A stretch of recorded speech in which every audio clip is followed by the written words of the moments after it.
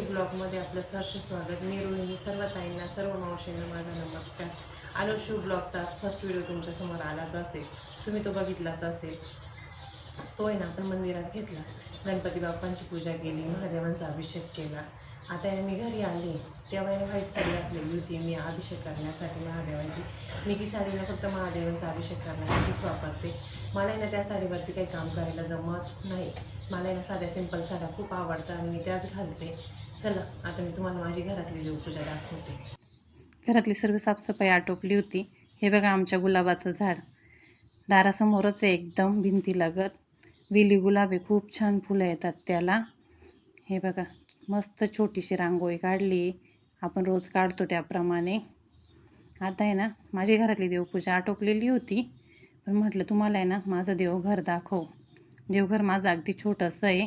हा जो कलश दिसतो आहे ना तुम्हाला, हा माझा नेहमीचाच कलश आहे. तो आहे ना मी दर सोमवारी ना त्याच्यातलं पाणी वगैरे बदलते, साफ करून आहे ना परत स्थापन करते. हे बघा छोटंसं माझं देवघर. आता आहे ना बेलाच्या झाडाला पाणी टाकायला आली मी.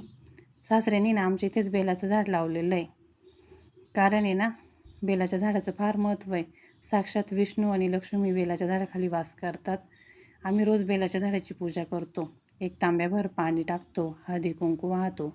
सिंपल पूजा आहे ना करत राहतो आम्ही. माझ्या सर्व जावा, मी, सासूबाई आम्ही सर्वच करतो. बेलाचं झाड आहे ना प्रत्येकाच्या काही घरी नसतं. म्हटलं चला आज सोमवारी तुमचं पण बेलाच्या झाडाचं दर्शन होईल, त्याच्यामुळे ना तुमच्यासोबत हा व्हिडिओ मी शेअर केला. चहा करते मी ना सकाळी ना गुळाचा चहा घेत असते. हे बघा चहा आहे ना उकळून झालेला होता.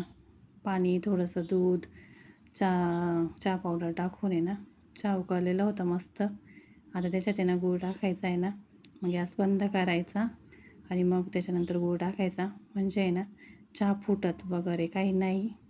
हे बघा गॅस बंद करून आहे ना मग चमच्याने मस्त हलवून घ्यायचं, एकसारखं हलवायचं. हे बघा चहा फुटलेला वगैरे काहीच नाही आहे, मस्त झालेला आहे. मी आता तुम्हाला ओतून दाखवते. हे बघा छान होतो चहा गुळाचा, कारण नेहमी म्हणतात की गुळाचा चहा फुटतो, पण माझ्याकडनं काही कधी फुटत नाही गुळाचा चहा. मस्त करते मी गुळाचा चहा आणि छान वाटतं सकाळी सकाळी गुळाचा चहा प्यायला. या मग तुम्ही पण गुळाचा चहा प्यायला.